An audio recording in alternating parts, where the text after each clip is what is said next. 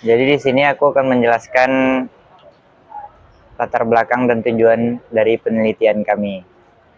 Laut Cina Selatan merupakan kawasan strategis yang menjadi lokasi konflik akibat klaim tumpang tindih, terutama klaim historis Nine Dash Line oleh Tiongkok yang bertentangan dengan zona ekonomi eksklusif ZEE negara lain seperti Filipina.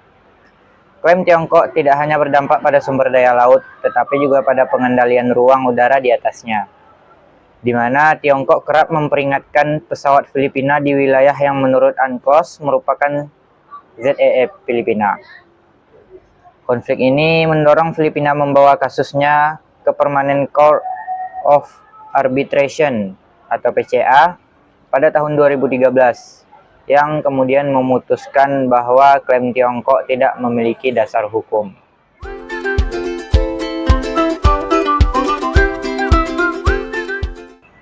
UNCLOS atau United Nations Convention on the Law of the Sea menjadi dasar perjanjian atau pengaturan terhadap kedaulatan laut dan ruang udara di atasnya.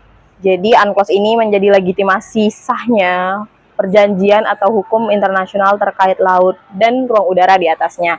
Nah, UNCLOS sendiri membedakan kawasan atau teritorial laut itu menjadi beberapa. Ada laut teritorial, terus ada laut kontinental, ada landasan kontinental, sama ada zona eksklusif ekonomi. Terus UNCLOS ini juga mengatur status hukum dari ruang udara di atas berdasarkan ruang atau teritorial laut di bawahnya. Jadi seperti untuk di negara pantai, laut teritorial itu dan ruang udara di atasnya itu menjadi kedaulatan penuh negara pantai, seperti halnya di daratan. Sementara untuk zona eksklusif ekonomi, negara pantai hanya memiliki kedaulatan untuk atau akses untuk sumber daya itu hanya di laut bagian bawahnya. Sementara laut di bagian atasnya itu menjadi zona atau berlaku nih prinsip kebebasan penerbangan internasional bagi semua negara. Jadi semua negara itu boleh lewat, boleh terbang di atas zona ekonomi eksklusif. Jadi yang menjadi hak kedaulatan negara yang nggak boleh disentuh sembarangan sama negara lain itu adalah laut teritorial. Nah, ini tuh diatur dalam pasal 2, pasal 58, sama pasal 87 di UNCLOS yang jadi pedoman di tiap konflik maritim modern ini.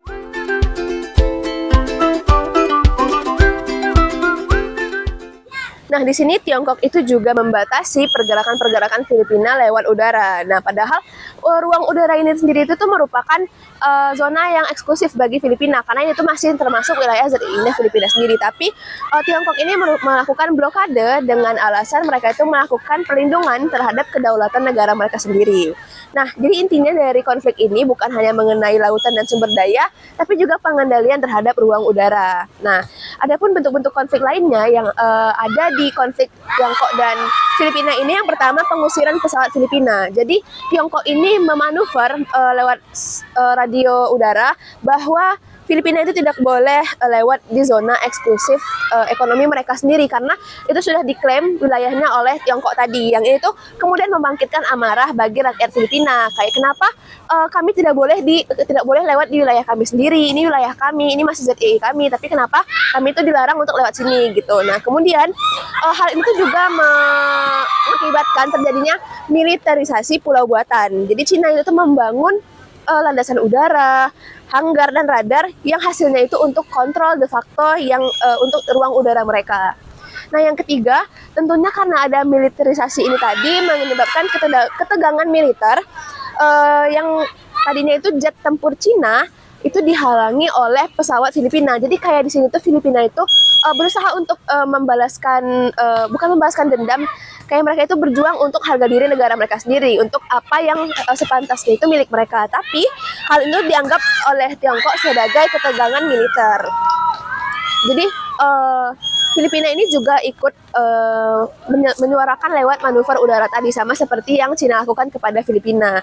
Nah, kemudian akhirnya karena konflik itu semakin memanas, terdapat perbedaan interpretasi dari UNCLOS. Nah, UNCLOS itu aktivitas militer asing di ZEE itu perlu izin, kata Cina. Tapi kalau dari Filipina sendiri, menurut pasal 58 dan 87, penerbangan itu bebas selama itu masih di ZEE mereka. Jadi ini kayak masing-masing negara antara Filipina dan Cina ini saling punya argumennya masing-masing. Tapi menurut hukum yang benar itu adalah Filipina. Tapi Filipina ini kalah dalam militer.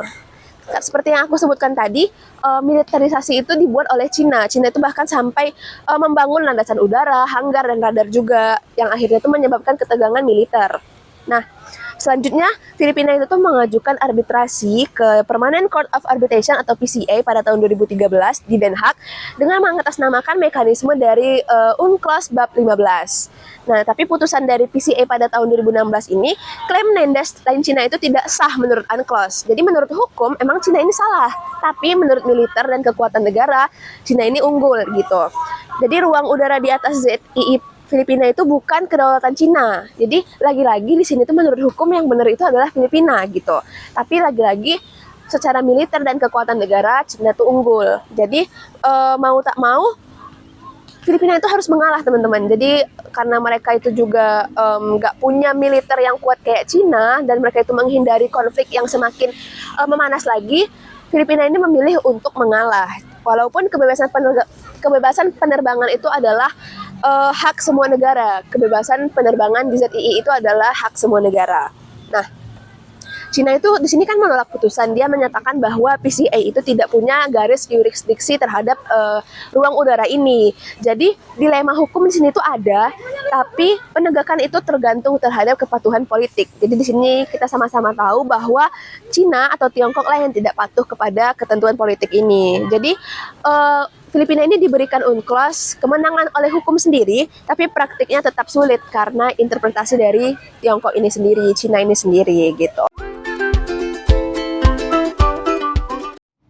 Secara hukum, klaim Tiongkok atas ruang udara di Laut Cina Selatan bertentangan dengan pasal 58 dan 87 UNCLOS. Tiongkok berupaya mengontrol wilayah udara di atas ZEE Filipina dengan dalih perlindungan kedaulatan, padahal wilayah tersebut bukan termasuk laut teritorial. Putusan Permanent Court of Arbitration atau PCA tahun 2016 menjadi tonggak penting, bahwa pengadilan menegaskan kalau hak berdaulat di ZEE hanya terbatas pada eksplorasi sumber daya alam dan tidak mencakup ruang udara. Dengan kata lain, Tiongkok tidak memiliki dasar hukum untuk membatasi penerbangan di atas wilayah tersebut. Secara geopolitik, ketidakpatuhan Tiongkok terhadap putusan ini memicu reaksi dari kekuatan global seperti Amerika Serikat, yang melakukan Freedom of Navigation Operation guna menegakkan prinsip kebebasan penerbangan di kawasan. Hal ini menunjukkan bahwa implementasi hukum laut internasional, khususnya UNCLOS, tidak hanya personal legal formal, tetapi juga bergantung pada kepatuhan politik dan dinamika kekuatan negara-negara besar.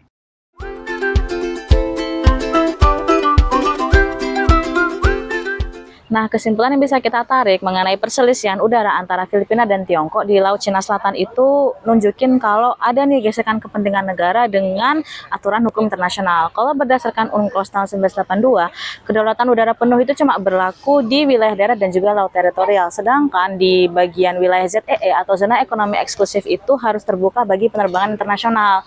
Kalau di kasus Filipina versus Tiongkok, putusan PCA 2016 itu menegaskan kalau klaim udara yang diambil oleh Tiongkok melalui Nine Dash Line itu dia nggak punya dasar hukum sama sekali. Namun pada kenyataannya mereka itu kayak tetap menolak keputusan tersebut dan terus memperkuat klaimnya itu baik melalui cara militer maupun politik. Nah, solusinya bagi Filipina adalah mereka tuh harus terus memperjuangkan haknya melalui mekanisme hukum internasional dan diplomasi bersama negara-negara lain dengan menjadikan putusan PCA sebagai dasar yang sah. Kerjasama pertahanan dengan Amerika Serikat, Jepang, dan juga Australia itu juga penting untuk menjaga keamanan wilayah udaranya. Di tingkat regional, ASEAN pun perlu mengambil peran lebih aktif dalam menolak klaim sepihak dan memperkuat dialog kawasan untuk mencegah konflik. Selain itu, dunia internasional itu juga diharapkan memberikan tekanan diplomatik kepada pihak yang melanggar hukum. Nah, dari sisi akademik juga perlu dikembangkan kajian yang lebih menjelaskan celah penafsiran terkait ruang udara di atas ZEE agar tersedia panduan yang lebih jelas dalam penyelesaian sengketa serupa di masa depan. Baiklah, sekian penjelasan dari saya. Kurang lebihnya mohon maaf. Wassalamualaikum warahmatullahi wabarakatuh.